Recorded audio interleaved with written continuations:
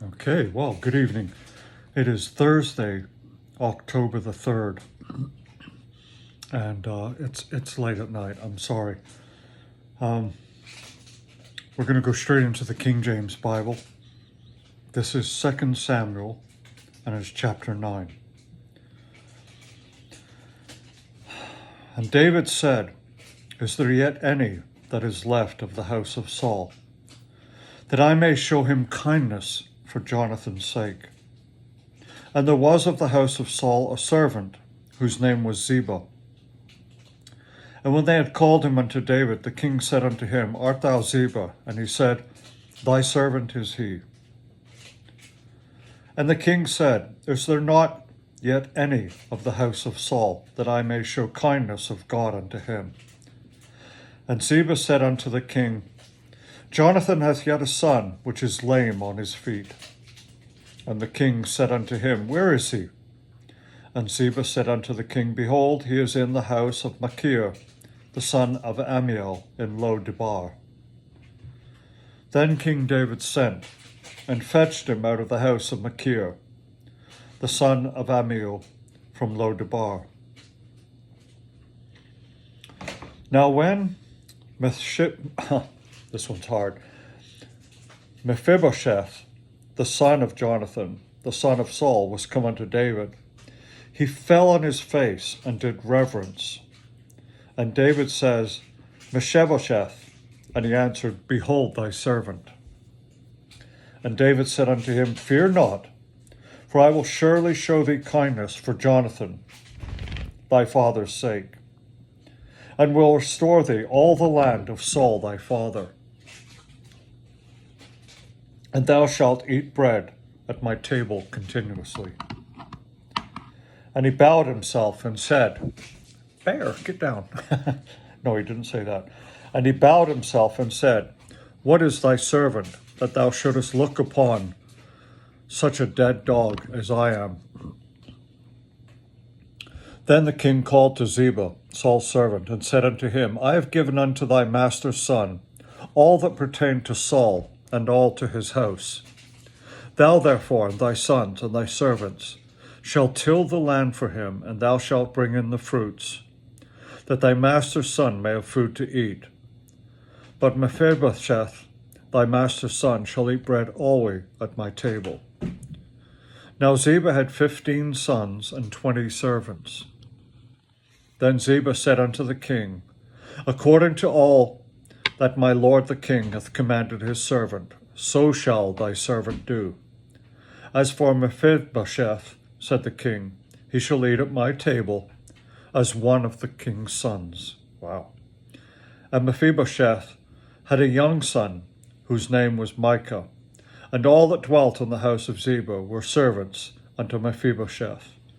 So Mephibosheth dwelt in Jerusalem, for he did eat continually at the king's table, and was lame on both his feet.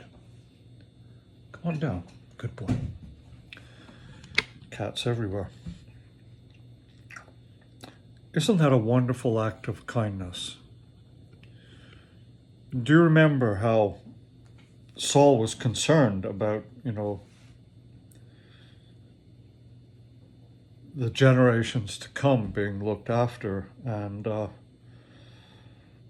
I think that's something that kind of gets away from us, doesn't it? We all tend to look after ourselves and not really think of the generations to come in such a way like that. But here David is just looking for someone that he can honor because Saul and Jonathan are no longer there. He never did want Saul dead, and he certainly didn't want Jonathan dead. In spite of what Saul, did and said and, all the things that happened, David never held that against him. That's amazing, isn't it? Such is the love that he had for Jonathan. And that was just an agape love, a pure love. Again, something that I don't think really comes to the fore in this day and age. It's a shame. People are frightened of it, I think. and we tend to live such insular lives that we don't demonstrate that kind of love to other people. Something to ponder on, isn't it? Something to ponder on. I would honestly say that's something that's missing from our society.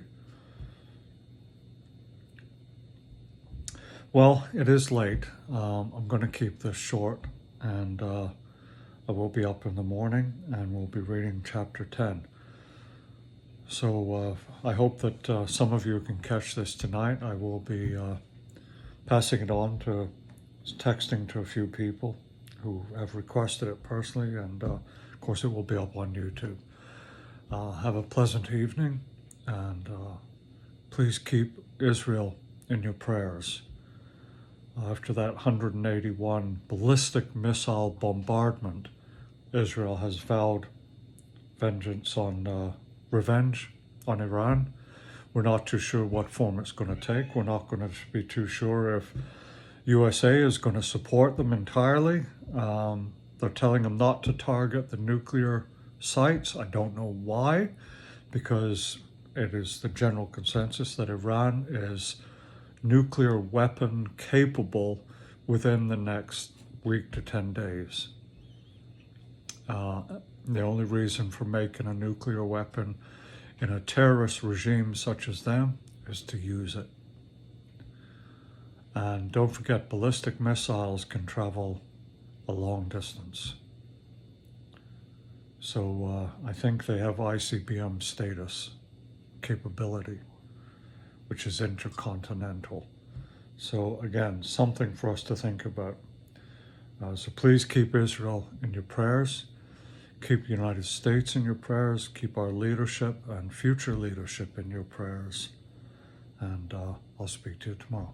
Bye for now.